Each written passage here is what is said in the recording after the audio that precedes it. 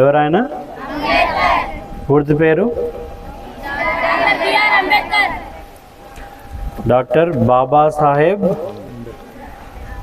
రామ్జీ బాబాసాహెబ్ రామ్జీ అంబేద్కర్ ఆయన పూర్తి పేరు. అంటే ఆయన దేనికి ఆయన ప్రసిద్ధి?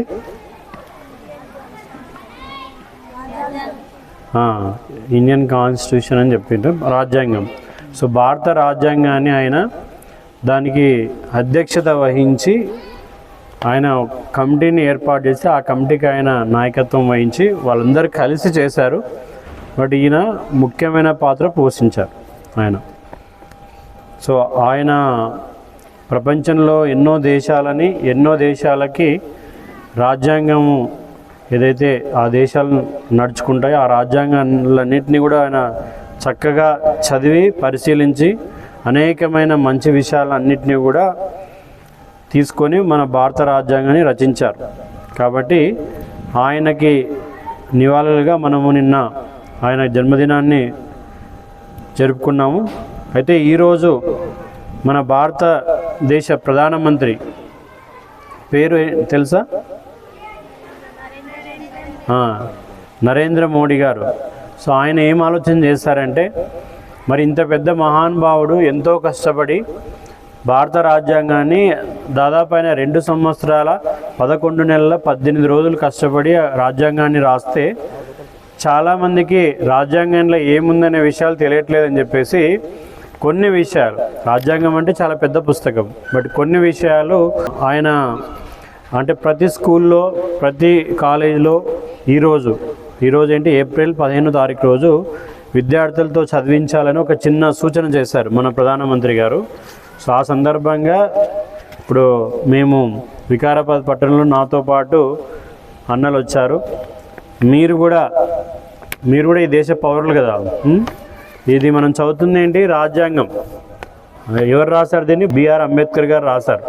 సో ఆయన రాసిన రాజ్యాంగంలోని కొన్ని విషయాల్ని మనము ఇక్కడ నేను చెప్తా ఉంటాను, మీరు మళ్ళీ తిరిగి ఉచ్చరించాలి. అయితే మనం ప్రమాణం చేస్తున్నట్టు అంటే ఇక్కడ జరిగిన అంశాలు మామూలుగా అయితే ఏదన్నా ఏం చేస్తాం మనము, ఇప్పుడు ఏదన్నా ఎవరైనా ఉత్తరం రాస్తారనుకో ఆ ఉత్తరం చదివి అట్లా వదిలేస్తాం. కానీ ఇది అలాంటిది కాదు. దీంట్లో ఏవైతే విషయాలు ఉన్నాయో వీటన్నిటికీ నేను కట్టుబడి ఉంటున్నానని చెప్పేసి మనము చెప్తూనే ప్రమాణం చేస్తాం. ఇట్లా చేయబెట్టి మనం పొద్దున ప్లెడ్జ్ చేస్తాం కదా daily, all Indians are my brothers and sisters అని చెప్పి చెప్తాం కదా. అలానే దీన్ని కూడా మీరు అందరు నిల్చొని నేను చెప్తూ ఉంటే రిపీట్ చేస్తూ ప్రతిజ్ఞ చేయాలి. ఓకే.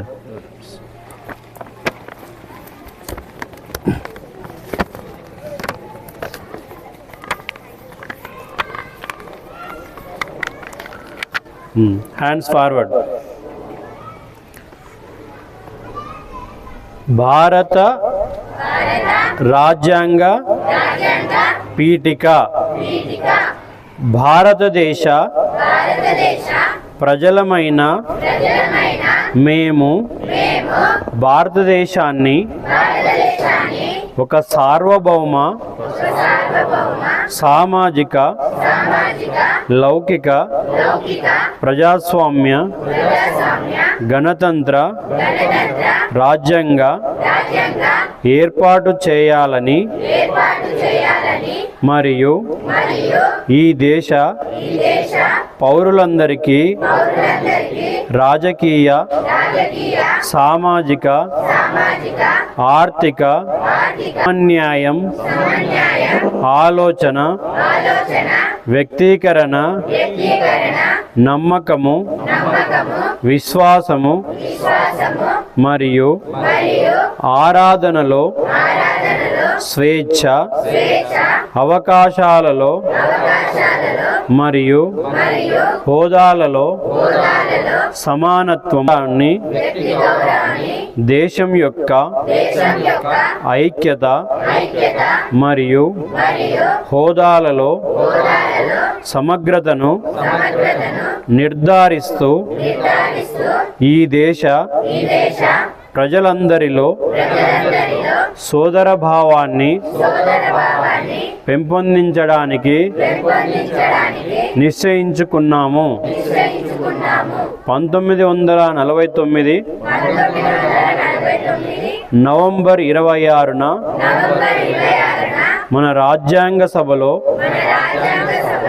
ఈ రాజ్యాంగాన్ని స్వీకరించి చట్టం చేసి మన భారతీయులందరికీ అంకితం చేస్తున్నాము. భారత్ మాతా కీ, భారత్ మాతా కీ.